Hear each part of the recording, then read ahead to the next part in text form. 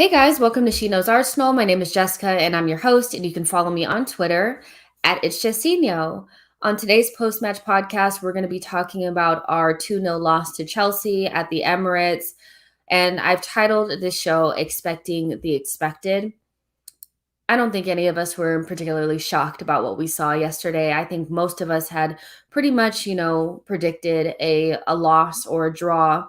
But I think when you look at the statistics and the numbers behind the game, 2-0 kind of flatters us a little bit. And it really wasn't a game of fine margins. It was more a game of a weakened Arsenal team unable to grab hold of the game, and a really strong Chelsea team that, if you really want to be harsh on them, was a little bit wasteful.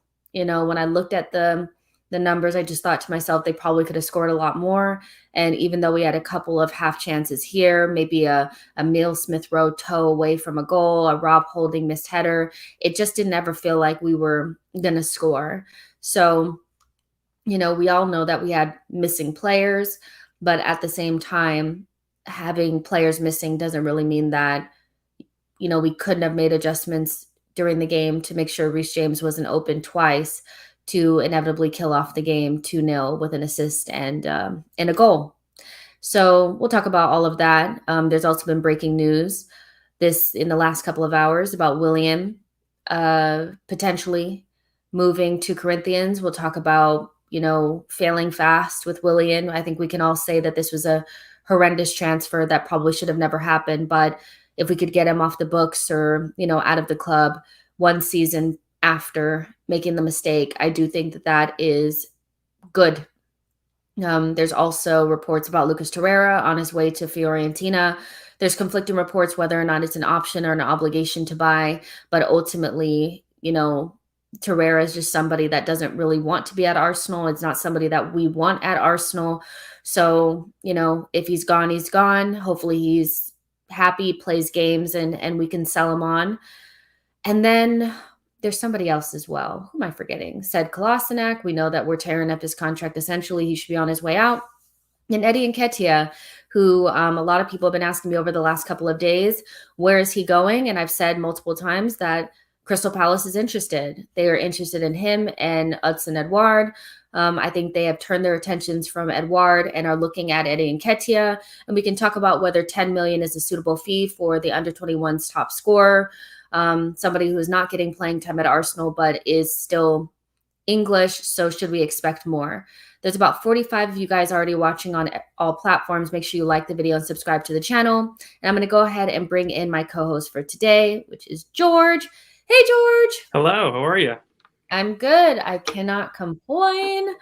So let's see who's in the chat box before we go ahead and get started. Myron Phillips says this. The Italian fingers, lovely. Jasper says Antonio. This is just Italian fingers. No, I fucking love that. I do this too. I gotta sit in my hands. I get told I talk too much with my hands, so I know. I gotta watch that. AK says, let's go. Roshan says, Willian, Bellerin, Kolasinac, Torreira will be gone by the weekend, and Nketiah and Niles on deadline day. That would be lovely. And Jordan Shipper says, big up. So thank you guys all for being here. I really appreciate it. The channel is really growing. I think we're at like about 3,600 subscribers, growing really fast, tons of views. You guys are always in here like adding value and having your say, and we really do love it. So we're hoping that you guys enjoyed the show. We also have some members content coming out tomorrow. We'll have a tactical Tuesday where we'll go through kind of what went wrong against Chelsea, how we can fix that going into the City match. And I also have FK coming in for members to do a live Q&A. So make sure that you guys join the channel if you haven't already. It's $5 or less a month to become a member of the channel, which is really, really affordable. So let's get started. What do we want to talk about first? So 2-0 against that thing that I guess happened on the weekend, right? That thing. That game thing. Yeah. Where we played, or did we? The good thing about playing on Sunday and being almost like the last game is that it doesn't ruin your entire weekend. I don't like when we play early. This is true. But yeah, so let's kind of talk about, after the game, Arteta spoke about having 9 senior players missing. And I think maybe he kind of pushed it a little bit. I think Runnerson and Willian, there's not really those players, but it's closer to 5, isn't it? It's closer to about 5 players that make a huge difference. Gabriel, Thomas Partey, Lacazette, Aubameyang, these players, Odegaard, Ben White, like these are players that definitely make a difference. And some people are saying that that's an excuse, but is there some grace that needs to be given to Arteta because of the outstanding circumstances? I mean, if you look at the lineup, if you had put it side by side, what we had and what we could have had, I mean, the result could have been different, couldn't it?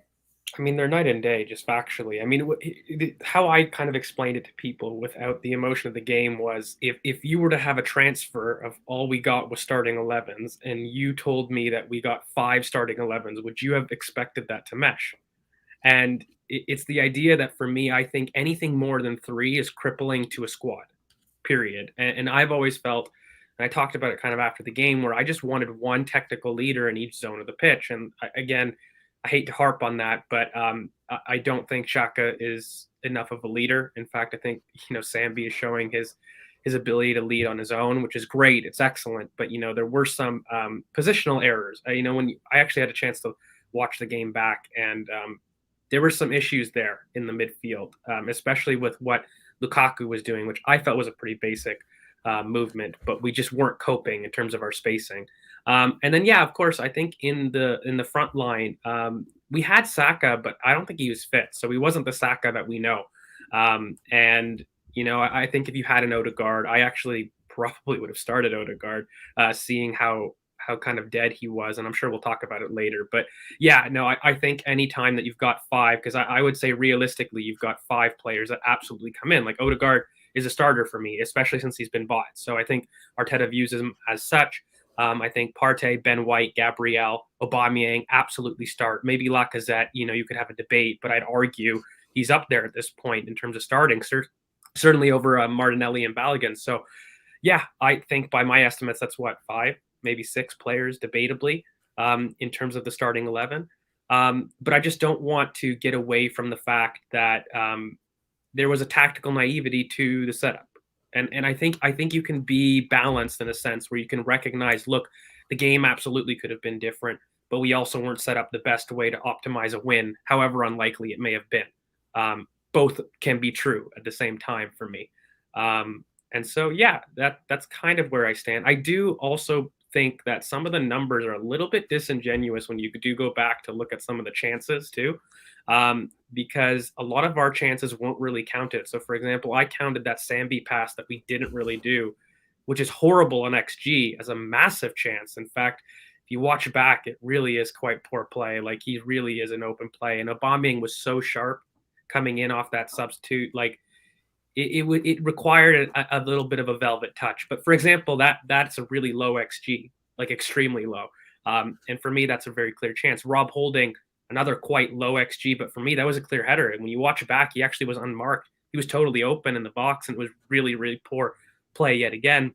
And then I look back at the penalty, where we've since, I think without the emotion of the game, have seen factual video evidence that he was clipped. I don't know what your feelings are on it, but it angered me even more because I felt it was a penalty, but I thought maybe I'm just being biased. And when I look at the narrative of the game, you go at 4 minutes, 2-1 down. That's a very different story to what happened in terms of the narrative. So look, you can't be upset at the scoreline. I think it spoke to the game. It was absolutely them winning, them kind of dominating territory. Yes, we didn't have our first 11, but at the same time, we didn't really set up in the best way to win. So yes and no. I also don't think it was as maybe like boys versus men. I think that was the big crackdown. But when I had a chance to look back at it, sure, they had greater territory, but I don't know if the chances, the necessarily big chances, were as clear cut as what I saw. I definitely saw an improvement after Brentford in terms of structure and stuff, which was nice. And like you said, I don't think that he lost the dressing room. That was what I was really worried about from Brentford. So yeah.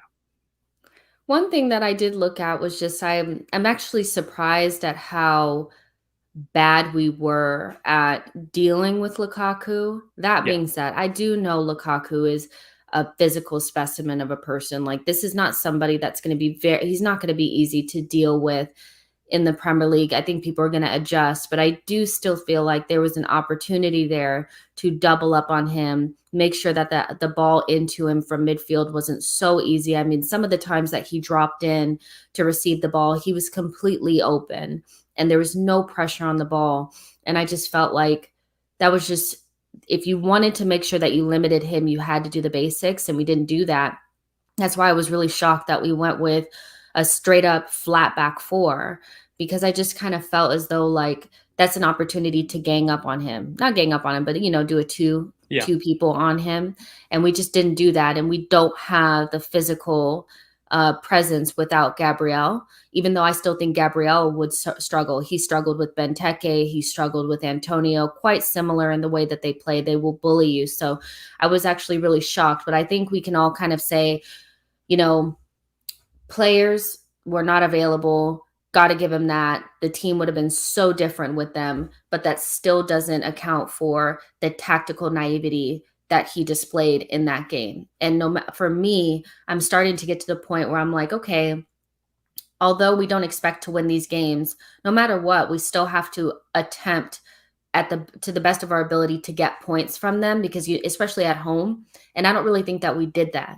A lot of us are going into this Man City game like it's just a throwaway. You never really know what will happen. I just wish we could go into games with just a little bit more. Let's just try to win it, Yeah. And look, okay, I think we'll probably get into this, because how much is a manager at fault tactically versus what should the players be doing on the pitch? Because there's a clear problem here, and we were set up tactically wrong, cool. But I kind of said this in the post-match, where I was very surprised that Bukayo Saka was still on the wing. And after several attempts, very clear that Reece had, the wing. And, when you do look back, we had the ascendancy for 15, 20 minutes. That goal was against the run of play. And once that opened, it kind of opened the floodgates. And then Reece was just open again and again and again. And for me, it was a simple switch. I mean, formations aren't as rigid as what we keep saying, as what we want to say. I think there should have been a yell from one of the players. Look, Bukayo, you're not fit. Get in the middle. I'll swap with you, And I think that impetus, though, is going to be lacking, because really that would have had to come from Smith Rowe. And he just fundamentally, I don't think, feels as much of a leader on this team quite yet. Not in the same way, at least, that Bukayo does. And so when he's not doing his job, he's more of a case of, I want to make sure I'm doing mine and not get caught out.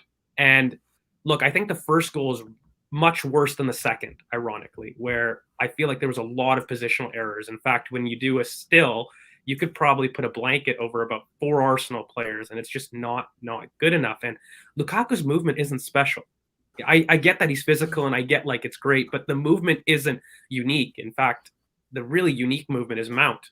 And Mount is the one that drags Tierney out and kind of forces that 2v1, who I think was their best player again. But it's what you said.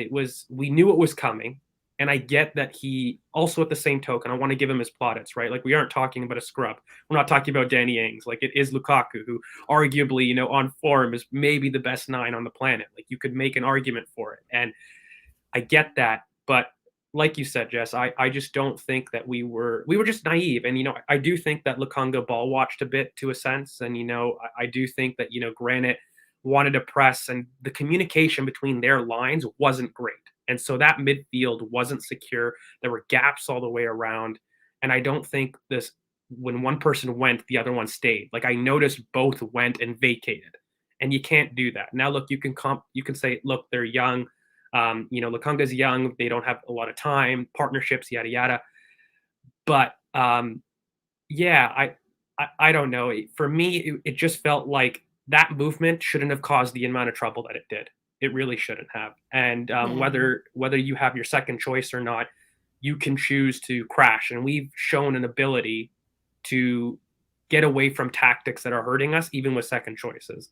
And so we didn't. So that was a naivety at me. But again, I do question, why didn't somebody, Tierney's a big boy. he needs help, just get somebody back, and, even like tell Granit, fill in for me. I know why Granit didn't. He didn't want to get burned. But I mean, it's just poor again, because that's your technical leader in midfield. Like, he should have stepped up and said, shit, there's a space there. I'm going to go fill in. You shouldn't be asking a 20-year-old to do that. You shouldn't be asking a 20-year-old to recognize that difference, especially one who's come without a preseason. It's frustrating, and it comes back to the point, who is that midfield leader? Regardless of quality, who is it? And those making the big decisions is Granite, unfortunately, and he carries his limitations. We know this, but it was poor. It was poor, and so the first half was tough. I do think if people watch back the second half, it was a lot more contested than what people think. I don't think that the territory was as clear. I think maybe there was a little bit of a let off, but Tuchel did get worried and put on Conte because Aubameyang was causing problems and he was very sharp. I hope we have a little section for him because I thought he was excellent. He looked very, very different, much more impetus and very willing to work. Like there was a very clear drive that he wanted to show. He was the man, at least for me. And I don't think we had enough of that on the day. So too many people hiding. Yeah. I definitely think we're going to get into the midfield just a little bit because there's something definitely missing there. And there's some questions to be asked. When I think we talked about this behind the scenes, I think there's Xhaka tax that comes with having him be the pillar of your midfield. And there's just clear issues to me with having somebody that had one foot out the door, regardless of what people want to say and the spin that comes out in the press. He wanted to leave. They couldn't get the deal done, and he's still here. Having him be your leader, your pillar, the guy that you're relying on, doesn't make sense to me when he's somebody who, in my opinion, just a couple of days ago was not committed to the club. But Myron Phillips has put in a super chat. Thank you so much. Myron says, thanks for the Arsenal perspective this past week. Got love for my American creators. Regardless of the team, catch you guys next week when you play Chelsea. Catch you guys next time we play Chelsea. Got it. Thank you so much, Myron. So I'm gonna go ahead and bring Souls in. I didn't even know Souls was coming. Hey, Souls. Hello. Yes, guys. How you guys doing? Good. I didn't even know Souls was coming. So I saw him pop up at the bottom and I was like, wait, what? What's he doing here? But I have been busy today. I've just not had a chance to reply. That's all. Yeah, I can tell because you're not in our group chat. You're not talking. You're not talking in the group chat. I was like, I'm like, oh my god! I was like, it's too much now. I can't. There's no point trying to read all this and then reply.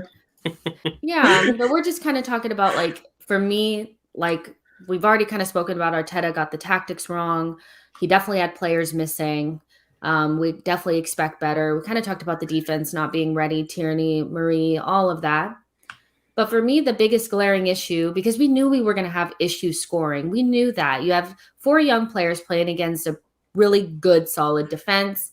One of whom is just getting back from Tokyo. I don't think Martinelli's really kind of gotten his feet underneath him at the moment. Saka doesn't look fit. So you knew that they were going to struggle. No Odegaard and no strikers. But you look at the midfield, and a lot of people I see on Twitter saying that Xhaka and Lokonga are just fine. They will be fine. It'll be fine when Thomas comes back. It's fine. It's fine. It's not fine. It's just not. When I rewatched, I just thought that midfield is just, if I'm any team playing against Arsenal, I'm thinking that midfield is getting eaten alive.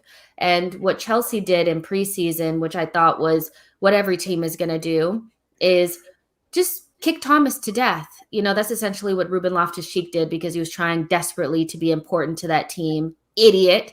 And he hurt Thomas in the process of that. And that our midfield is finished after that. It. So we go into this game with zero threat from midfield. And I think a lot of that has to do with the fact that once you hitch your wagon to Granit Xhaka, you hitch your wagon to a certain way of play, a certain person dictating the midfield. There is no way to have Thomas be a part of this midfield with Xhaka and allow him to be the leader and Xhaka fall back. He's not good enough defensively to just kind of sit and do his thing. So Thomas ends up hand-holding. And it just highlights the fact that I just feel like we're missing something. And, with Torreira about to go, Guendouzi gone, El Neni being what he is, isn't there something still missing in that midfield?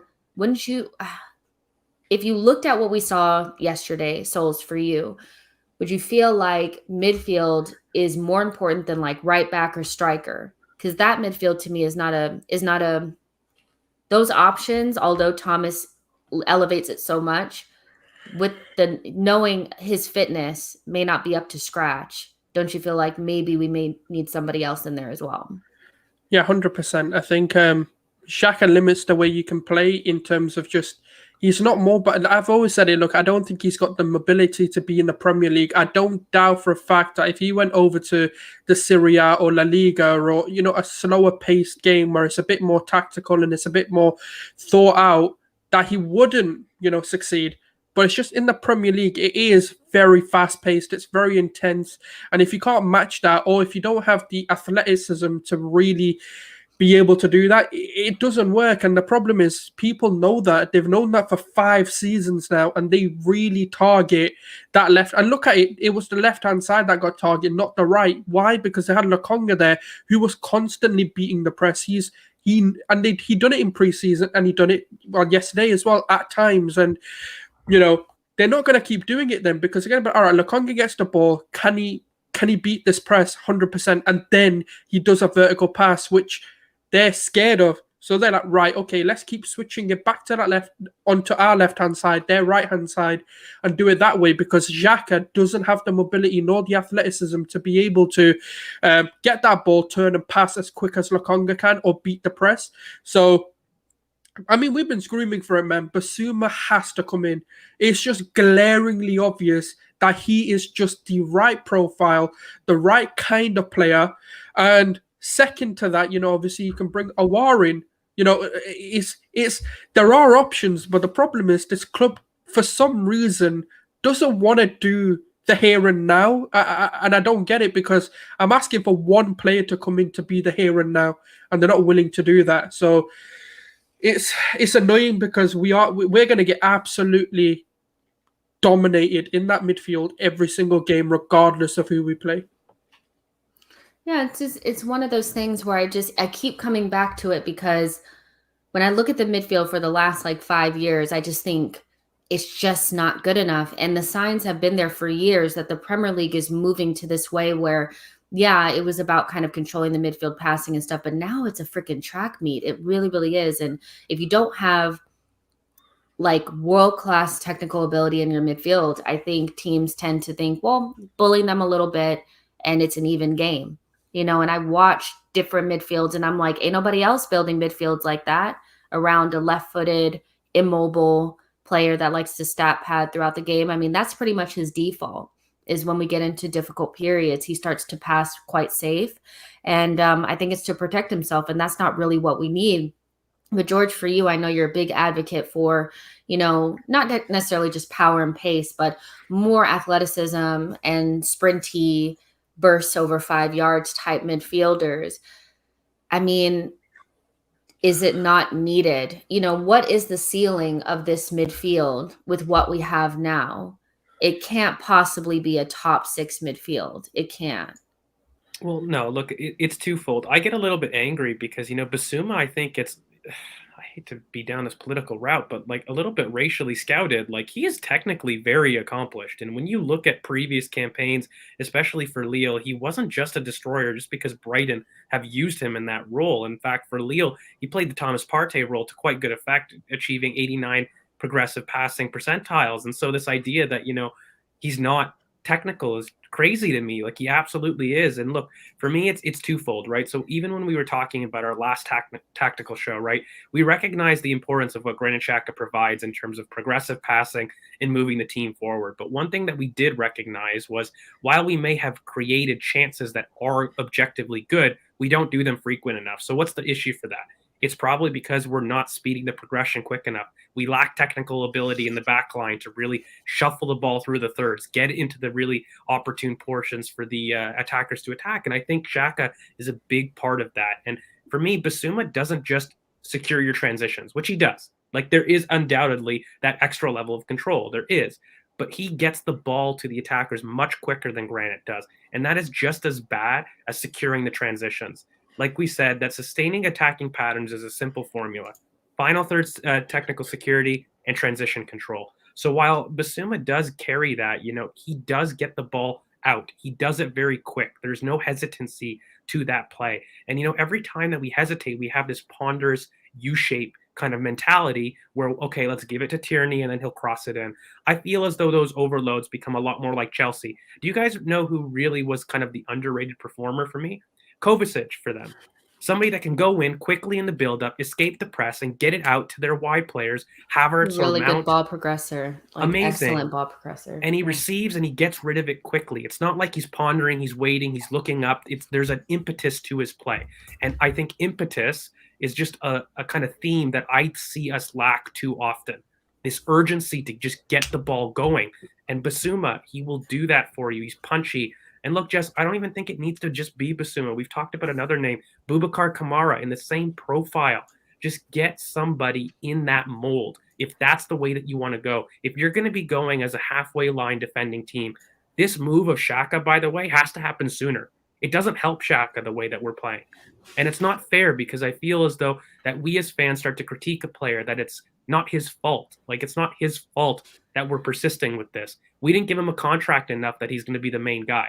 We didn't give him a business plan that he was the main guy. So I don't know why we're entrusting that. We need to go all in.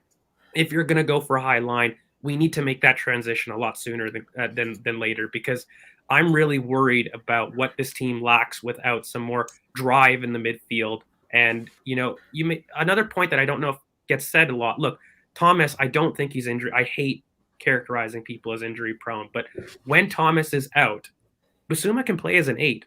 And Lukanka has shown us an ability to play as a 6. He's shown an ability to keep his head up and drive us forward and release quickly. So Basuma becomes a multi-use player, and this is why I want him. It's not just the 5-yard burst bingo that I love saying. Like, he is versatile in tons of different positions. I don't think he is as one-boxed as people say. He is much more technical than people believe, and he absolutely has a capacity to dictate play. I don't know why people don't say that, because you know what? He did it for Lille. And yeah, I don't know why. I'm not Mikel. I can't answer that for you. I'm very much not that kind of person. I want Aouar and Basuma. I was very clear at the beginning. And if not, go for a Boubacar Kamara. He's in the last year of his contract. There's no excuse. He's 15 million pounds at most. This is a guy that's very much in the same mold that can also, by the way, supplement at center back. It's just smart business. Like, I don't understand. So, it's tough for me because it's literally against every core in my being. It's not something I want. And I just hope that we realize that mistake sooner than later, because for me, if you don't fix the engine room, you don't fix the identity of the team. That's what it is for me. Like, there are other glaring issues. Goalkeeper, right back. There are stuff that are issues within our team. But for me, Granit Xhaka is emblematic of so much more on the pitch, but also off the pitch, that I just want to have responsibility taken away from, not given more to. Yeah, it's really just one of those things where it's so obvious, but at the same time, it feels like, and I love the players that we brought in, but it just feels like we just didn't do the right things. And it does look like we're going to be moving on some players. There's a lot of outgoing news today, which we'll get to in just a second. But I'm hoping that these moves for these players ignite some sort of we need to get something done, because I think there's issues up top.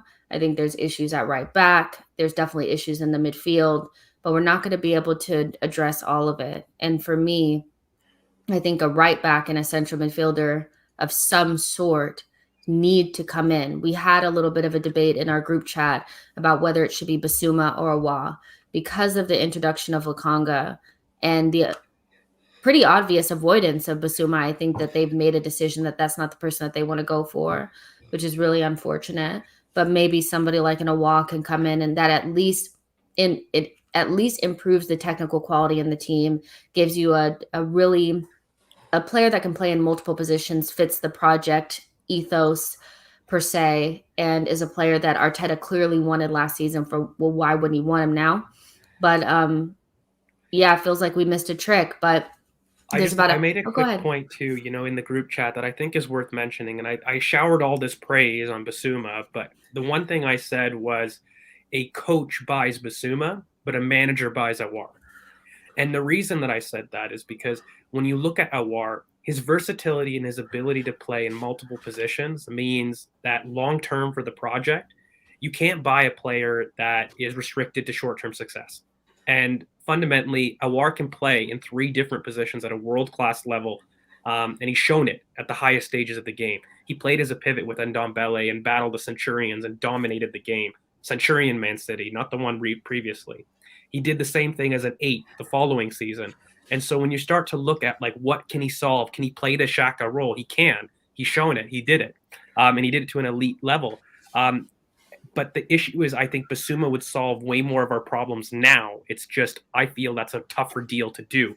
And so when you start to look at it, I feel like this is exactly the kind of thing where 5 years down the line we go, we should have done an Aouar if we were to do a Bissouma, despite me thinking a press-resistant center midfielder is such a huge gap. It's just, I feel like Aouar could Swiss Army knife that role, whereas Bissouma can't Swiss Army knife our problems up the pitch in the left half space. And it comes down to essentially that, not because I don't like Bissouma or I don't like Aouar. It's just I think Aouar can give you that Swiss Army knife of the roles to a great level, whereas Bissouma is elite at what he does with multiple roles, but just not quite in all areas of the pitch. And that's what it is for me. So I'm hoping with Willian gone as well, that's a squad space that's open. And, maybe we can pass that energy on to, like El Neni, and then maybe we can get that like double CM that, George has wanted for so long. And then I'll be happy. So I have a quick question before we move on to the whole Willian situation. Is there a chance that we could bring in somebody like Aouar and play Thomas and Lokonga with him, or is there no way to make that into a midfield 3? I'm unsure about the balance. I don't think the balance would be, because Partey for me isn't a DM nor is Lokonga. They more fit a box to box for me, and I think I'm not saying they can't do it, but I would be a bit wary, and I would be. What about against weaker opposition? Yeah, you could do anything against weaker opposition. I guess even you can put Xhaka as a lone DM against very poor sides. I'm just saying that you can do it. It's just, do you want to do it? But then for me, I don't see Partey as an out and out DM, nor do I see Lokonga being in that mold. Not saying again, it's not they can't do it. It's just I don't think that's where they're elite. They're okay. They can do a job, and that's how I view it. I think you definitely can. So Lokonga, for me, he doesn't have the positional awareness to be a 6 right now, whereas in a couple of years, that's going to be his position long term. You can kind of just see his tendencies. I think when you do these things, the funny thing is when you add another playmaker in this role, I think we've looked at all our tactics and all of our numbers, and fundamentally, as much as I love Bissouma, again, one thing that we do consistently well under Arteta is build up. It is. It's that second phase to final third that is stuttering. And so for me, while Bissouma will help things indirectly with that, you got to buy a player that more kind of addresses that really quickly and right away, really, because we're really struggling with it. And I do think that you can actually play, you can play Aouar and Odegaard together. Like, it gives you more options, essentially, and it doesn't let us rely on Emile Smith-Rowe and Saka, which is my one point, because I feel as though that was the thing that last season we pinned our hopes on. If we're going to go under the presumption that not everyone's going to be fit, which I agree with you, Jess, that I don't want that then burden to be on 20-year-olds that we don't know and we can't guarantee output for. And as much as Granite, is not something that I want, he can pass for that. Whereas I feel an unfit Saka or an unfit Emile Smith-Rowe, we don't have secondary options that come even close to the level that we need. So, look, it is absolutely going to be a cost, right? Like, I mean, we need both very bad. So it's not like 100%. Either answer is a problem. But I just feel like for me, Aouar fundamentally can, you can get by more with Aouar in any kind of formation. 4-3-3. Do you know the funny thing is he did this last year, and I was looking back at the Villarreal, and he had both ESR and Odegaard in the midfield with. We did it with Ceballos as well for a little bit with Odegaard and Ceballos. And then I think Xhaka was, I think in that game, or was it one of them was the lone party, and then we moved Partey deep. Yeah. And then what we got good. It was literally the it's not like he's not willing to do it, but it's just it's those reservations again. It's like I'm not saying they're not good enough. It's just against when especially like a Chelsea, City, when the margins are so tight. Is that what you want to do, or would you rather? We wouldn't do it against them, Souls. I think it'd be to make sure that we're able to overrun teams, like be able to play a possession-based way against teams that are going to try to come and dominate us. And we used to have that back in the day where even when teams tried to bully us, we had the technical quality to get away and play our game no matter what. And we're lacking at least one technical player. We are at least one to be able to move into that. And this is for the Crystal Palaces, the Burnleys, those teams. Like those are the teams that we need to be able to do this against. If you play Odegaard and Awad, it would work against those teams. And then against the Cities and the Chelseas, you're more pragmatic, but those are the teams that we need to make sure that we're dominating against. It's really not about Chelsea and City for me. George, what you're going to say? Because that's top four. Like we've done this before, guys. Like, Arsene Wenger made it famous for packing as many, attacking midfielders in there. And there's a reason, because you want to dominate possession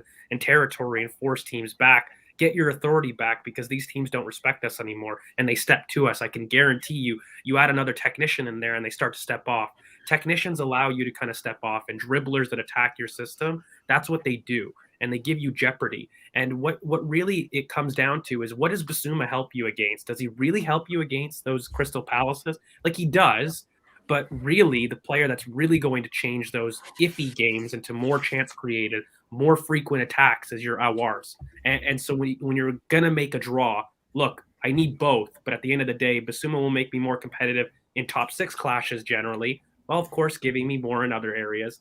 Aouar will definitely help me far more in the games that are outside the top six as well. And those are the games that you need to rely on for top four. Because again, I would argue, look, Chelsea, as much as I hate how we lost, that isn't what we're going to say, oh, shoot, we missed top four because of that. It was our run against other teams that we should have beat. It was your run against the likes of Brentford and whatnot. So get a player that's more likely to impact those game states as much as you can. And yeah, look, he's £25 million. I don't think you get a much better deal on the market. I really don't. Matt G asked a specific question for you, George, about Riddle Baku and Trippier and all of that, but I want to get to that in just a second. So Matt G, hold your question. I will come back to it. But let's talk about Willian. So out of nowhere, out of the depths of, somebody was listening to our prayers. Somebody said, we need Willian news today. And by golly, we got it. Okay. So basically, reports have come out that Willian could potentially be going to Corinthians, and the links are quite strong. They're not those faint ones. They're very, very strong, moving towards like, okay, this could actually get done. Very reliable journalists, including Chris Wheatley, has come out and said that this deal looks like it could get done. It's not done just yet. There's some like reports that are more stating the fact that he's waiting on a European club to come in for him, but that's not happening. So basically what they're saying is that it's progressing quickly and he could potentially end up going there. And don't we need this? Like, we need air. I mean, Souls, how happy would you be to see Willian leave? I mean, isn't it important for Arsenal to, even when they make mistakes, to be able to fail fast? Because in the past, we've made mistakes and let them fester longer and longer. This is Raul. He's still here, so I know that we don't want to give a lot of praise because they shouldn't have brought him in anyway. But isn't it good to see the club maybe really trying to push this guy out, because he's been really a complete failure? The thing is, obviously, we need to get I'm not saying get rid of everything from the old regime, because there are some, where you don't need to get rid of them. They just, there are some bad mistakes. Like Willian is one of them. And I've always said, look, you just got to cut your losses. You've got to do what you got to do, make your bed. And because the thing is, for us to move forward, we can't hold on to the past. And keeping players like Willian, Xhaka is a debatable one, I understand that, some people like him, some don't, whatever. But you can't hold on to these players. Like even Lacazette and Aubameyang, there is an expiry date on them in terms of, whether they're going to be at the top level for Arsenal. And it's about us being like, right, okay, let's look at the situation. Has Willian done what we wanted him to come in and do? No, he hasn't. Is he trying? Is he performing? Is he working hard? Is he doing anything to show he wants to be here? No. Right, cut your losses. Let's try and make the sale happen. 5 million, 1 million, whatever it is. Even if we could just let him go and they take over the contract, whatever it may be, we made that mistake. Okay, hold our hands up and let it go.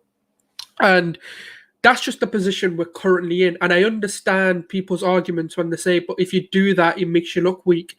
But I'm sorry, but the players we're trying to get rid of are players where they know we don't want them, nor are they any good. And they're going to try and lowball, because why wouldn't you? Why are you going to overpay when you don't need to do that? So that's just the way I think. And obviously, maybe people think differently, but you cut your losses. And then in the future, now this is my more of my concern. Moving forward, you don't make these mistakes, and you learn from these past. I know Edu didn't do it, and it's more of a Raul signing, but Edu needs to learn from that and go, look, okay, that did not work. That was bad. Okay, I'm not doing it. Stop doing friends favors. Yeah. Stop.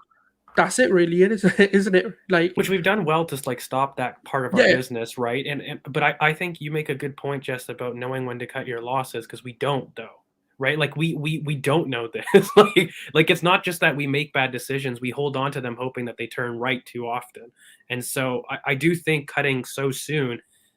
Look, I mean, I think it's commendable. I really do. I mean, he's on some pretty decent wages at that kind of age. Getting him gone, regardless of how he is, and I still not sure if I'm really backing Edu's competence per se, but in this deal, it's good. I don't know how he did it. I really don't. Like, how are you going to convince this 31-year-old Willian on 100K a week in London to move to another team? It's like, we told him what was real. He was like, "You conned us, man. You sat up here. You told us you're going to do this and that. Do me this solid. Get out." Yeah, this is good. Fail fast. I really do hope it gets over the line. But that does kind of open up some space, in our roster and things like that with wages. I think we were talking about in our group chat that with SheKnowsArsenal and Willian in particular, that's like 11 million off the books, which is really, really good. And that doesn't even count Torreira going as well. £600,000 that we did prior to the window. We have cleared £850,000 a week to date. Exactly. So there's a super sticker here from Todd Cantwell. Thank you so much. I really appreciate it. But yeah, it's just one of those things where it's like it came out of nowhere, but we know how it is. Like when we're playing games, nothing comes out. And then they resume kind of things start coming out again. So hopefully we're able to wrap some of these up. Just to let you guys know, if you guys weren't here at the beginning, Willian to Corinthians is very much on. It's not done yet, but it looks like it can get done. There's optimism from both sides that it can get done. SheKnowsArsenal is supposed to be going to Fenerbahce as soon as possible. That deal looks to be pretty much done. We are tearing up the contract, but we know it's not just take the piece of paper and tear it up. We have to pay him out. We will get a nominal fee as well. So we'll see how that kind of shakes out. There's also rumors about Fenerbahce being interested in Elneny. The club is saying that they're not interested in moving Elneny on, but that is a laughable. Move him on if you can. And Eddie Nketiah, Crystal Palace, 10 million. You guys, do you think 10 million is too little for Eddie Nketiah with his contract situation? He's already rejected a contract extension, so we know the option is accept kind of what Crystal Palace wants if nobody else comes in, or let him walk away for free. I'm okay with 10 million plus some add-ons, but George, you shook your head. Do you think that's too little for Eddie?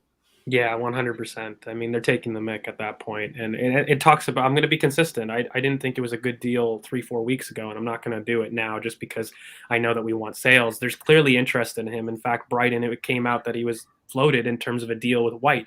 And so there's absolutely interest in Eddie. It's not like there isn't interest. And when you have multiple clubs demanding an asset, you're in the power seat. So why would you accept the lower price? I actually think it says a lot worse if we were. And you never accept the first bid. You know, even if Crystal Palace were okay with it, you never accept the first bid. So they're going to come back again. He has multiple interests from multiple teams. So no, I think 15 million is actually quite low, even in the last year of his contract, because, you know, you have Premier League experience. And when you look at it, despite the contract situation, Mark Weehee from Chelsea went for what, 15, 18 million? And he hasn't had a step foot in the Prem, regardless of what you think of the quality there. Eddie has shown it in the Prem. So for me, he's at least worth 15. And in fact, the only reason he's not worth more is because of that contract. So yeah, I think 15 is very much a fair case. And, you know, he'll get that. He's got multiple teams in the Prem. It's not like it's just Crystal Palace, which is an issue, right? Like that's when you don't get your sell price, right? Like the reason Torreira didn't move on is because only Fiorentina were after him, so to speak. In fact, the only reason that it got done now is because Frankfurt put a bid, and I think that put pressure, right? Like this is why you're able to move these players. So as long as Eddie's got interest, it's fine. And we all know what I want to do with Eddie in terms of a future deal with you know, our boy Yves. So I'm keeping him in lock for that personally. Yeah, I mean, it's one of those, and a lot of people will refer back to this deal for Brewster, you know, which kind of sets the tone. But I just really think, like, with his contract and the fact that we lose a lot of our negotiating Solanke went power. for 19, didn't he? Who? Am I right? Solanke, Dominic Solanke from Liverpool. Yeah, but you know what it is? I think we lose sight of context. There's a lot of different context behind those. These guys are coming into teams who are far superior. They've got better perceptions, you know, in terms of in the footballing world. Should that matter, those souls, if you're trying to change your perception? No. But that perception can't change until we start winning things. I'm sorry, like Liverpool are winning things, Chelsea are winning things, but they're European they're never champions. Desperate to sell. Yeah. Ever. But why? But the thing is, though, European champions don't have to show desperation. They can be like, well, we want to keep him. Unless you give us 18 million, then we can talk. And then, but we're Arsenal at the moment. The thing is, people know this. The thing is, until we don't start to show we're rebuilding and actually rebuild, until that doesn't happen, we're never going to get what we demand, because the perception of Arsenal is we're trying to get rid of players so we can buy players. And that's never going to change until we go and dominate the market and pump that money in without sales. And that's when the perception changes. But we can't just change it just because we want you to think of us like this. And I'm not saying, by the way, 10 million, I do think no ball offer. And we're just in that position where clubs can do that. And I don't think it's disrespectful. I don't think it's rude of them to do that, because he's openly rejected a contract extension. Why are they going to come in and go, do you know what?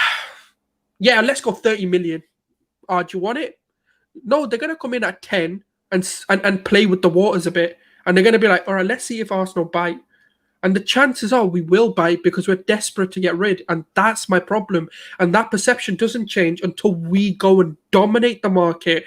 And we've tried that this season, by the 130 million was spent before any sales was done. And then obviously 25 million was Willock. And then, you know, it's 150 what we've spent, and then 25. But don't you think if we caved, so this is my problem. If we had caved, because you set a precedent, this has been my fear, because by this logic, we should have just accepted Xhaka for 12 million. And then by this logic, we wouldn't have got the 25 for Willock because they wanted him on loan. Like that, those were the initial context of those deals. And those were the first offers of those deals. So by waiting, let's say Nketiah gets us the 15.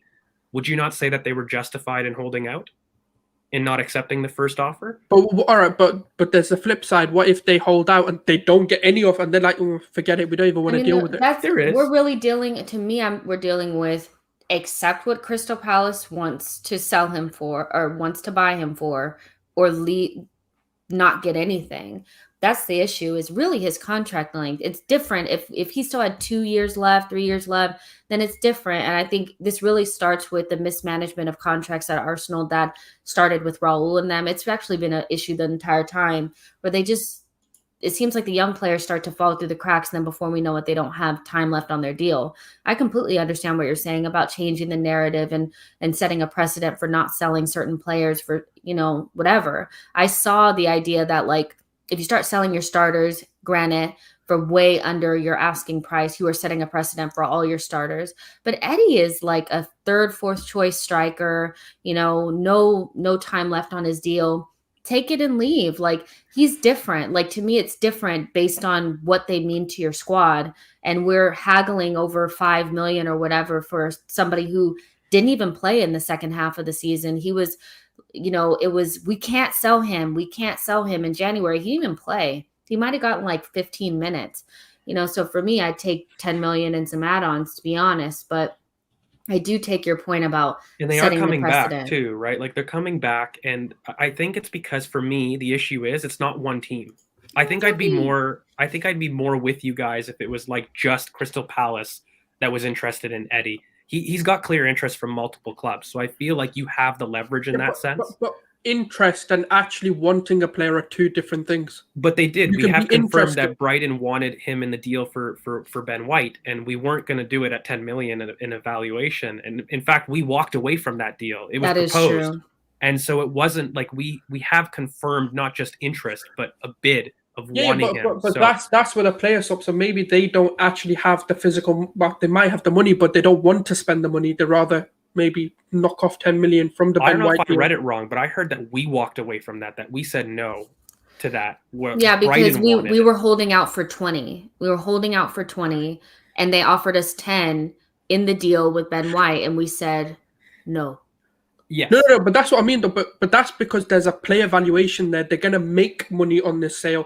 They're not having to fork the money out themselves. So maybe that's why obviously we walked away, but they wanted to only do it that way and not actually go. You know what? Here, have They didn't 10 want to million. pay for him separately. Yeah. Got it. That's what I'm trying to say. It's a yeah. tough one. I still think, and you guys can call him, I've had this theory for a while. He is used in a deal for a center midfielder that I've wanted for a very, very long time. He is a through for that deal, and I do feel if it's not Crystal Palace or it's someone else, he's getting interest right now. I think we'll have no problem getting 15. In fact, I think we'll absolutely get it. I think Crystal Palace were even reported to be coming back. So it's not a case of like, oh my God, I need him to go because he's holding up business. I just think he's going to be used, hopefully, in a deal that down the line makes sense for us with this Bissouma. And I think the longer that you leave it and the longer that Brighton don't get their striker, because this is the poker, right, guys? Like, the longer they don't get Darwin Núñez, the more Eddie becomes a huge option for them. The more that they desperately need a striker. And for me, I think you drop down, say on Friday, 20 million with Bissouma, which I've always said I feel like this is the play. And I think there's just a couple more people that need to go that are ahead of that because he's got interest. You know who I'm worried about? Ainsley Maitland-Niles. I'm not worried about Eddie Nketiah being sold. I've got to worry about Ainsley because I haven't seen concrete links. I've got concrete links with Eddie, so I feel like he's desired. Well, I mean, with Ainsley Maitland-Niles, it's one of those where I feel like at least one of these boys are going to stay. There was always a chance that at least one of these boys wasn't going to go out, right? And when I say these boys, I mean Reiss Nelson and Nketiah, Willock, and Ainsley Maitland-Niles. I group them together because they're the boys that are kind of in and around the first team. They're in the first team. They've played for us, but they got – and I want to just say this really quick is they slept through the cracks. We did not take care of them correctly. They were brought in a time where the regime was not really taking care of these young players, and we lost out on opportunity because of that. But nevertheless, it's time to move some of them on. But I never was under the impression that every single one of them would go because it's difficult. And we also just need somebody there. I think midfield-wise, if we don't bring in a midfielder, that could probably just fill in. And Ainsley is the best option. And I think that he kind of stunted his own ability to get a move because of what he did. I think he confused the market a little bit. He could have easily went as a wing back like that at the beginning of this window. But because of his own choices, he's limited his opportunities. But if he's willing to play right back, willing to play midfield for us and he can fill in, I don't actually have an issue with Ainsley being here. I think he falls in line and relaxes and calms down. I don't think Ainsley is as reckless as people make him out to seem, but with Nketiah, it's kind of like, just we'll sell him. We'll see how much it is. It may or may not be involved in a deal, but it's nice to see us getting some of these players out. I saw a lot of people really talking about Chelsea. Oh, they're getting their players out. A lot of those were loans. Like, they were loans. Like, why are we sucking them off so hard? Sorry, but we were, so we're also getting rid of players, and that's good. Kolasinac will go, and there was one else in Torreira and Willian. But can I give you a flip scenario? Like, I can't remember if it was on this channel or what channel we were speaking about this. Now, what do you know, in Arteta and Edu's shoes, when they are novices, what do? You save as much money for the Cronkies if you're not winning games or if you're not winning trophies and you haven't got success on the pitch. You save the owners as much money so they're not concerned or they're not looking at it, because let's be honest, Cronkies are business minded. If the finances are matching up, they're not going to really care, unless the secondary thing is, a PR thing. Like, for example, what happened in the Super League, there was a lot of heat, like, just generally, maybe not for the owners, not the owners' reputations, but just because of what they were doing in the Super League. So, do you think this is a ploy from Edu and Arteta, or Edu maybe, just to keep the Cronkies happy with him? He's trying to just make the wage bill lighter and maybe get whatever he can for these deals, and then go, oh, look at this, by the way, I've saved you $1 million a week on wages. I'm just curious. I can't remember who I had this conversation with, but it was quite an interesting conversation. But I just wanted to ask, like, what you guys think. I don't know. I always felt that this was going to be the plan. I think it went a lot slower than I felt that it would, but I always felt that we would make a move to get outgoings out. I don't think it's a ploy, because I think we've put too much money in for it to be a ploy. Like, he's put in way too much money in terms of 130 million pounds of a transfer kitty to then say, I got you Torreira out on loan. Like, it doesn't equate in terms of helping me as a business and balancing books. And I don't think that he's getting any transfer fees out that would equal it. So I would be with you, Souls, if there was efficiency in the outgoings, but there isn't. So I actually think it's the opposite. I think it's Josh, who is here, by the way. And I find it no coincidence that things have started moving when you see Josh here. It happened in January last time. I have no doubt that Kolasinac is announced as terminated within 2 days because of this, and I think it's worse for us financially. And aren't they scared they'll get Kolasinac will come and beat them up? No, I think he's a teddy bear. We're terminating your contract. No, you're not, fam. I'm coming for you. Like, oh, all right, lads, all right. No, I think they're okay with him, but no, because I think it's poor for us, right? Like, these deals aren't financially good for us. So if they were, I may understand your point of him trying to balance the books. I think Edu's in trouble, though. By the way, the fact that Josh is here and it is this late. Actually, if I was Edu, and I don't know if it's been talked about by anybody, but I think Edu's in some serious trouble, and for good reason, by the way. Because look, I wanted to give him the benefit of the doubt, and I'm sure we'll have transfer ratings about how the window went in the end very soon, but if I'm Edu, I'm not liking that, Josh Kroenke is here and facilitating those deals, because that's giving up, right? Like, terminating your contract like that. He's doing it for basically Willian too, right? Yeah. Like, we're giving him away for free. Like, those aren't smart.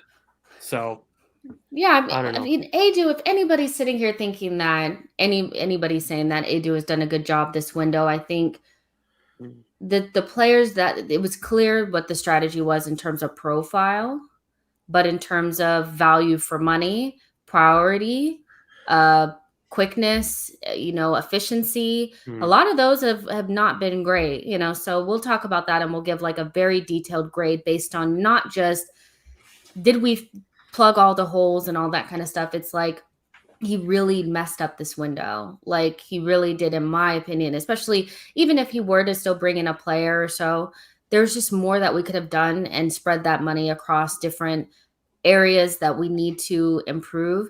And he just didn't do it. He's quite slow in the way that he works. I think this idea that we have to work so much slower than everybody else is kind of a farce. A lot of people are working under the same circumstances, but we're the slowest. It's just very strange the way that he does business, and I think we need a better DOF. That's where I blame the owners, because I don't think there's enough pressure on Edu to get the job done quickly. Nobody's watching. There's no checks and balances. There's Tim Lewis, the annoying thing is we've got financial checks and balances. I think what's happened is he's just failed at his job. And I think you've seen that. They need a football person who knows the football side, I think, that can watch Edu and say, like, because the financial part is one thing. Are you overspending? No.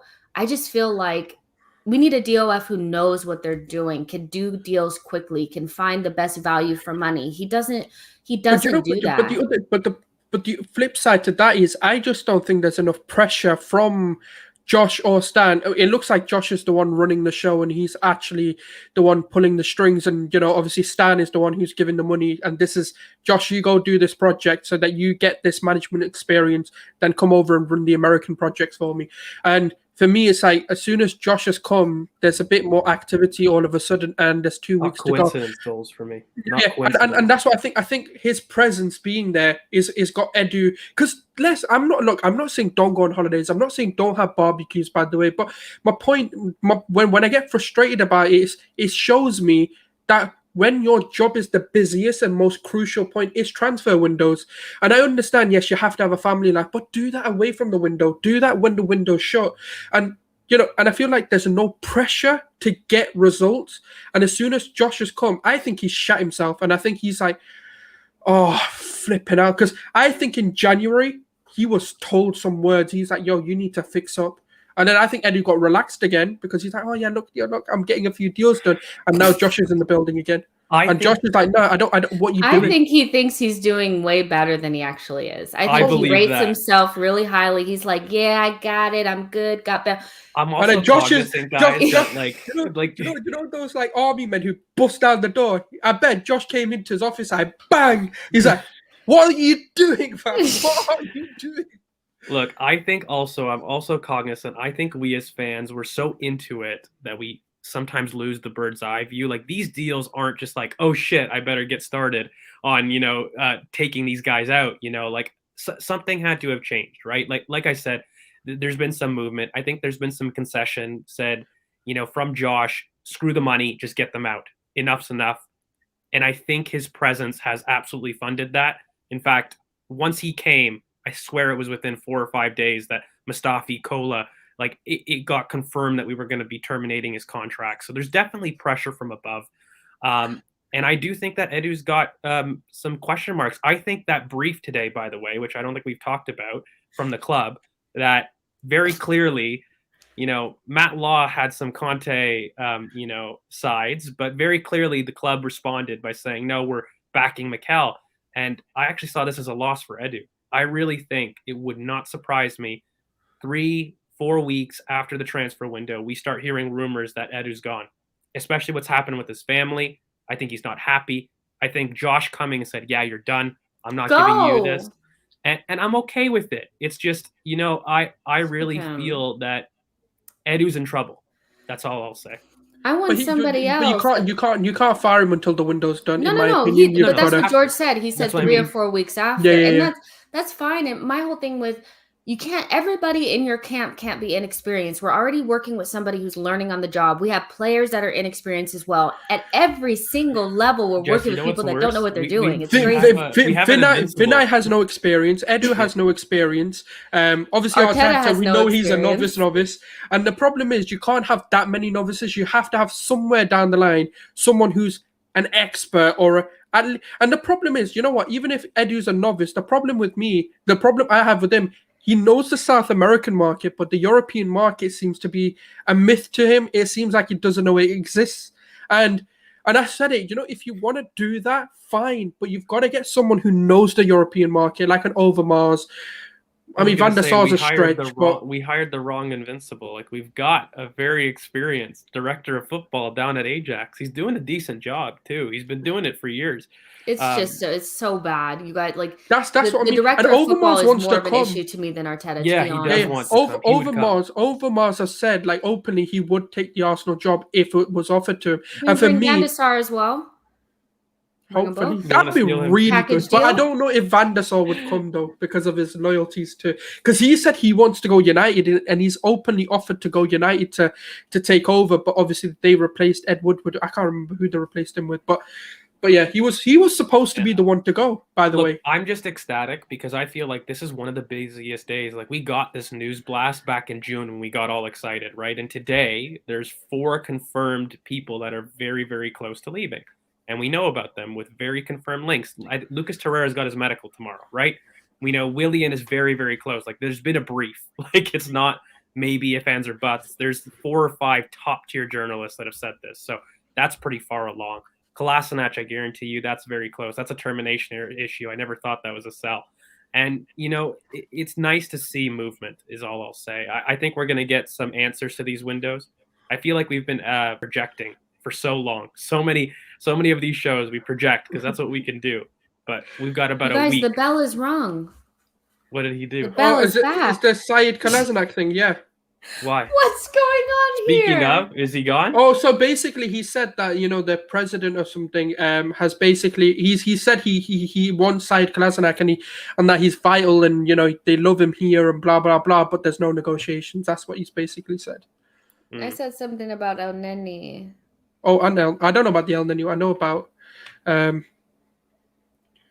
but yeah, the bell has spoken. Apparently that there's not. Oh no, I see the El Neni one. That apparently that there's not negotiations for Watford. There were links to Watford with El Neni. Arsenal are open to selling Mohamed El Neni this window. He is in Mikel Arteta's plans, but source close to the club says every player has their price, and that's the thing. To be honest, like a really good DOF would say, Arteta, I know you like El Neni, but he's a dead baller, and we need to get rid of him. Do you really think that he wants him to stay that much? Do you believe that? All I'm saying is that you tell him I'm getting rid of Torreira and I'm getting rid of El Neni to bring you in a real midfielder. So just let me do my job. But before we go, Matt had put in a question about Riddle Baku maybe not being the right age profile for the right back, because George, that's like your favorite guy. And that maybe bringing in somebody like a Trippier might be the right move. And we've spoken about this. Like, I think all of us can kind of agree. I recommended us to do the Trippier move now. We're too young, but I think we need different energy in terms of leaders in our team, and especially in the back. I think Tierney, as good as he is, he's not quite there yet in terms of, leading the back line. And if you have Ben White, Gabriel, Tierney, and Ramsdale, because Leno is losing his job, I'm telling you right now, then Trippier comes in and you have a different energy. George, you've already said that he knows the league, so that's a good thing as well. So is that pretty on point that we probably need somebody a little bit more experienced in that back line, and a Trippier would really fit the profile?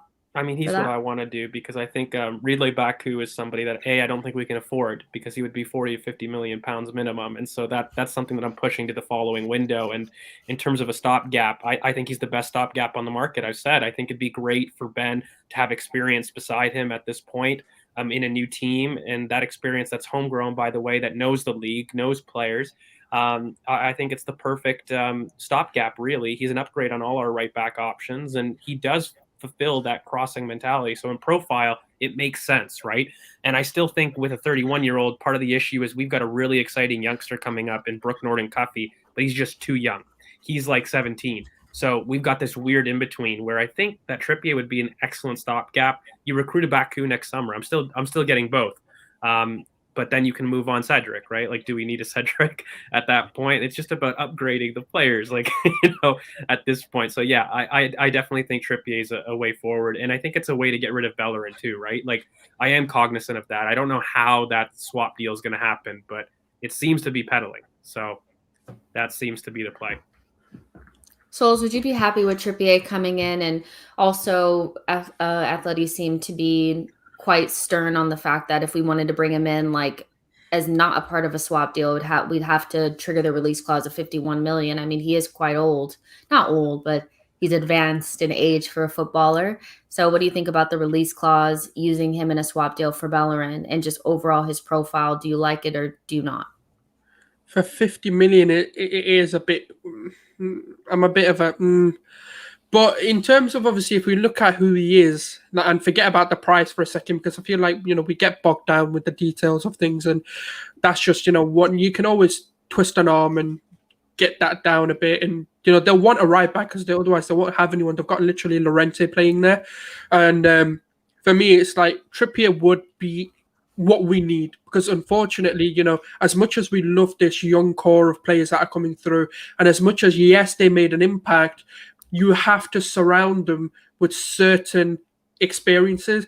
You can't have a creative midfielder who's young and up and coming. You can't have a striker who's young and up and coming. You can't then have wingers who are young and up and coming, because at some point they will be unfolded, and there will be parts where, like for example, Saka's now having to now relearn football because he's being double teamed, triple teamed, and he's never maybe he's never gone through that at a youth level. It's really different because physically you're similar, and you can maybe get through that.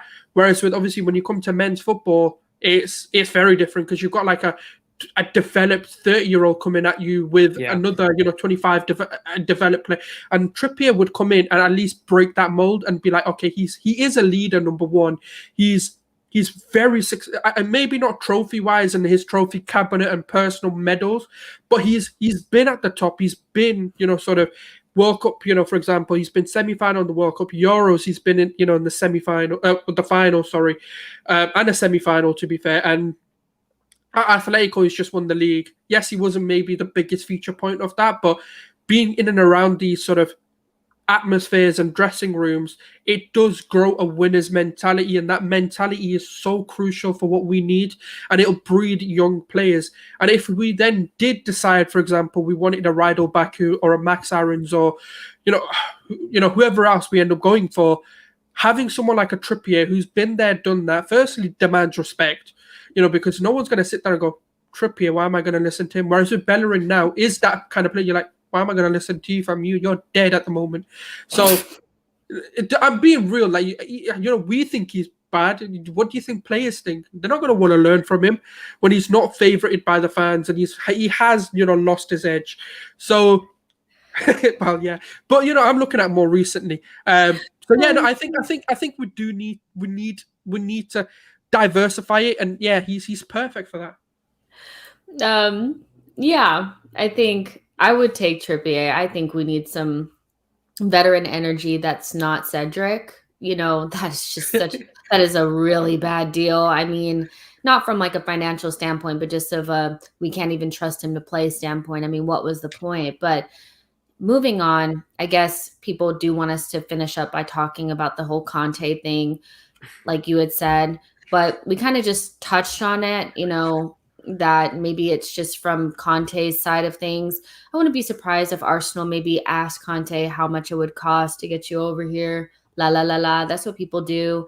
It would be dumb on their point not to look at managers beforehand if they're not sure if Arteta is going to get the deal, get everything done. But, maybe that's from his side. But I still have major questions about why people think he'd come, or why he'd be the right fit. He would love it. He would. I don't think he'd be the right fit. I think that's what I meant. The right fit. The right fit is more the issue. Him coming, I think, would only be stifled by the Kroenkes not being willing to give him what's necessary to win as soon as possible. Even if he knew that it was going to take a year or so, he would still expect a lot. And I don't think the Kroenkes they thought Allegri was arrogant. And guess what? The best managers are. They are arrogant, and they come in and they say, this is what it will take for me to come in here. And I feel like they want somebody who's like, yeah, I can deal with what I have. And Conte, I don't think he's going to do that. So I think there's other options if Arteta were to get sacked that we could look at. But just before we get into the whole Conte thing and what kind of manager he is it too soon to start talking about this just now? It's two games into the season, and it seems too early. But at the same time, people were just ready, weren't they, from the summer? I mean, Arteta out was very much under the surface, Souls, wasn't it? Do you know what it is? People like the idea of a Conte. They don't really want a Conte. That's truthfully. If you truly ask, and the thing is, they think Arteta plays boring football. Sorry, Conte plays even more boring football. He's a defensive-minded manager who does, look, he can make an attacking team, but it's defense first. And that's not something which Arsenal fans will, I'm not going to say they won't accept, but I think it's I think right now the Arsenal fan base is anything but Arteta will do. And that, for me, is exactly how you go through the downfall, the windfall of going through this laundry machine and this hamster wheel of managers. And for me, that never works. You need to now recruit to what fits this team. And that, for me, unfortunately, isn't a Conte. If you wanted that quality of manager, if they demanded a Ten Hag or if they demanded a Luis Enrique, I'd be like, you know what, this fan base has some brain cells, because they looked at the team and they looked at the style that this team can play and looked at the managers who could play that style of football, or maybe bring one or two players in to make it all work. Conte will not do much with this team. All he'll do is just revert it back to a 5-back formation with 2 midfielders and 3 attack. I'm not saying that won't work, but are you really going to tell me that this fan base will accept that as in a defensive, slow sort of approach to football where there is some element of attacking games and a threat? No. And I know people sit there and say, oh yeah, but if it wins you games, if it wins you this, then yeah. They won't. They'll get bored of it after 6 months. And the thing is, even Conte needs time to come in and implement those tactics. Or they win. The thing is, do you know what it is? They want to beat Chelsea without the Chelsea board. They think we can go out there. It's not even about spending money, but they think we are Chelsea when we're not. And they keep comparing these models. Do you know when I say, we're like Liverpool, that doesn't mean we're as good or we ran as well, but that's the model we're trying to be. And they don't go through this hamster wheel laundry of managers. They'll try and back the manager until it's literally impossible to, like until they start to see a decline. And that's all it is, man. I think people they're just crying because it's Arteta. If it was any other manager, they wouldn't even look at Conte. They just like the idea of it. George, I'm going to ask you the hard question here. Question here. If we found ourselves in a position where we were looking to move Mikel Arteta on, what manager would you want to come in? I really want Jesse Marsch or Marcelo Gallardo to come in. Those are 2 really exciting managers that, for me, play in a 5-back system, as well as attacking and defending in 5 channels. The squad wouldn't have to really change too much in terms of a philosophy, but we'd add a little bit more pressing structure and a little bit more defensive solidity. I think Marcelo Gallardo is on his way to being an absolute top coach. He's waiting to get a big job at like Real Madrid. And Jesse Marsch, I think, is very, very underrated for me. He's one of my favorite kind of pressing coaches for myself. So much more than Marco Rose. So I would probably go with one of those 2 personally, if the unthinkable happened. But that's not something that I want to think about. Is I don't agree with it. And this is very, very, very hurtful to me. I cannot believe you just said no Americans, they don't understand football. Like maybe from an ownership perspective, but Jesse Marsch is a better manager than Arteta. Sorry. Like he would come in, I think he'd be a good choice. I'm glad you said that, George, because I do think that he would be able to handle a youth project, which is the direction that I feel like we, regardless of Edu or Arteta, is what we're going for anyway. I just feel like maybe the people that are running the youth project are maybe not doing a really, really good job at the moment. But there's nothing wrong with the youth project if you have the right people manning the stations. And I love Jesse Marsch. I can't stand Lucien Favre. People that keep saying Lucien Favre, I'm like, let that go. He killed Dortmund. No way. What about Graham Potter? I don't think he's ready for a job like this. I think he needs another in-between job. He would suit from something like a Leicester, and I'm not ready to go to Brendan Rodgers, who I don't think is as high as what people want to say to him. I know people like him. I really don't like him. I don't understand it at all. Look, for me, there's nothing wrong with the system that Mikel wants to do. If he's not the right quality, that's up for subjective debate. But the idea of how he sets us up is very modern. This is what we do with everything. So for me, recruit coaches that can do that, who are used to a youth project, because that seems to be our transfer quality. No, not Gareth Southgate. And yeah, and again, Jesse Marsch too. Like he's shown that he works great within a structure that he has a lot of cogs in, and he would come in and he'd bring a pressing. Look, fundamentally, I want to press. Both these coaches that I've mentioned right now would be on the front foot and would encourage us to press. We would be very pressy as a team, and I think we want athletes. I want us moving there. So yeah, of course, I'm going to recruit to a similar philosophy, but It's just, I would challenge people when you start to produce your suggestions, just please make a theme with them. Like Jesse Marsh and Marcelo Gallardo make sense. They play very, similarly in philosophies. So just please do similar. I think my whole thing is that I just think, like, if you're not going to recruit somebody that's going to make us really difficult to beat and want to just, if you're not going to get a Conte type manager in, and I don't really like that option either. I just prefer somebody with a little bit more that knows how to coach attacking football. And up to this point, I think Arteta has struggled. Maybe that's a personnel issue, whatever. But I think he's struggled to be able to get the offense going. And I think from an Arsenal perspective, that's kind of the style of play that we're used to. I understand firming up the defense and all of that, but we lack attack. And so I do like Graham Potter. I think he would improve us, but I'm not sure like how much. I think he would improve us, but I don't know if there's a ceiling there. But I'd have to do more research, because for me, I don't see Arteta leaving anytime soon. So it's almost like it just feels too soon for me to like really think about it. But yeah. No, it's good for me, Luis Enrique, baby. I'm telling you all day, every day. You like him because he was at Barcelona. No. This guy, no, honestly though, like not even taking the mick, right? But he will transform this team. He ain't leaving Spain. No. He ain't leaving Spain. No, maybe not. But he was looking to come to Arsenal before the whole. Well, obviously I am condolences to what happened to his daughter, obviously. But he was coming, like he was ready to come. And for me, if he came in, I am telling you, with this team, the guy is destroying the Prem. He would bring a war. He'd be like to Edu, mate, you're getting me a war. You're willing to spend the money. Go get me a war. Go get me Basuma. That's the only reason I don't think he'll come in. And do you know what the thing is? He would call them out. He wouldn't give a shit. He'd be like, you know what? I'm calling you out, fam. You don't want to get me my players. He's going to go to the media. First thing, fam, he's going to be like, these man there, yeah, they're not getting me my players.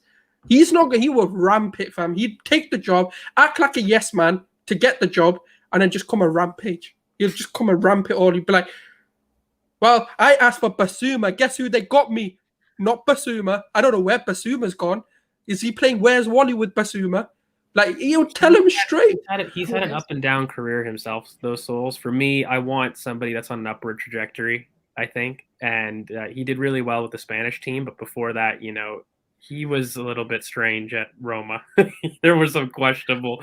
Yeah, but look at the quality he had, though, innit? Like, it's a bit. Yeah, but there were some questionable tactical decisions there. So, but he's improved since. I'm sorry, but like, if you look at the Barcelona, but he'll be different. He'll change. Yeah, he will. Trust me. I'm telling you, fam. I'm telling you. You want to see 4-3-3, man? Oh, I'm not even joking, man. The thing is, I do think he knows how to use the youth properly, and that's the other thing. And also, he does demand a lot. They lost 4-0 to PSG, and guess what the man made them do? Train after the game. He was like, no, you're not leaving. Get back on that fucking pitch. We're training right the hell now.